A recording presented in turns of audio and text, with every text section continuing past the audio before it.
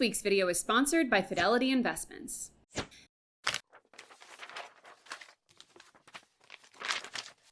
I recently received an amazing business opportunity.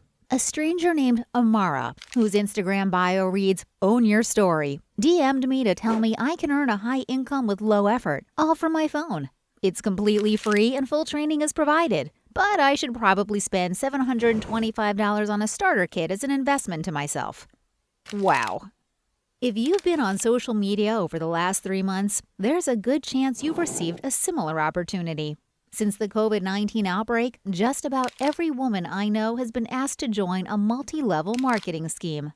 If you're not familiar with MLMs, they're product-based businesses that recruit unsalaried sales staff to recruit more unsalaried sales staff. A study on MLMs indicates that the majority of sales staff make a loss, and reps are required to engage in constant and aggressive recruitment of new members.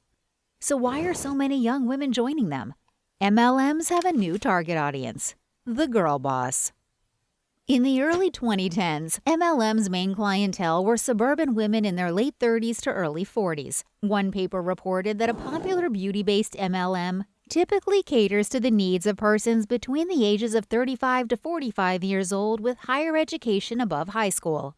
MLMs were even parodied in a 2015 episode of Schitt's Creek when David and Moira joined a pyramid scheme, only to learn the craze had swept through the town 2 years prior. At the same time this show aired, Sophia Amoruso's Girlboss had just been published, and a new generation of younger women were becoming empowered by the idea of owning a business, smashing their goals, and living their best lives on Instagram, all in the name of feminism.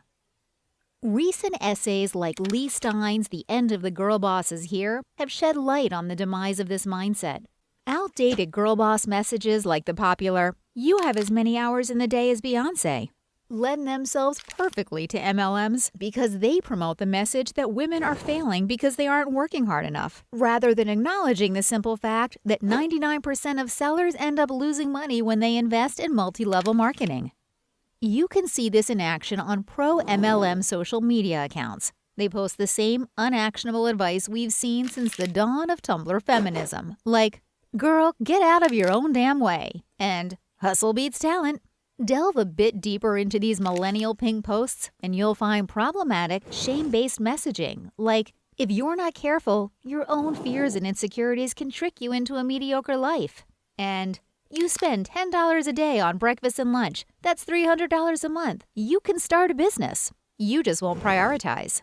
While pyramid selling may seem like a clear no-go, it's easy to understand why some see the appeal.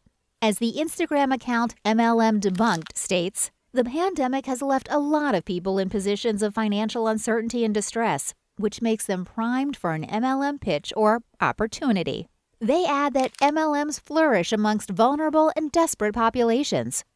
The global financial crisis has disproportionately impacted women, especially women of color, and lockdowns have created increased isolation and mental health issues. Both MLMs and girl boss culture offer a way to fix this.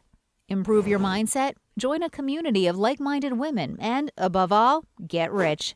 Unfortunately, they also encourage excess spending and an unhealthy work-life balance.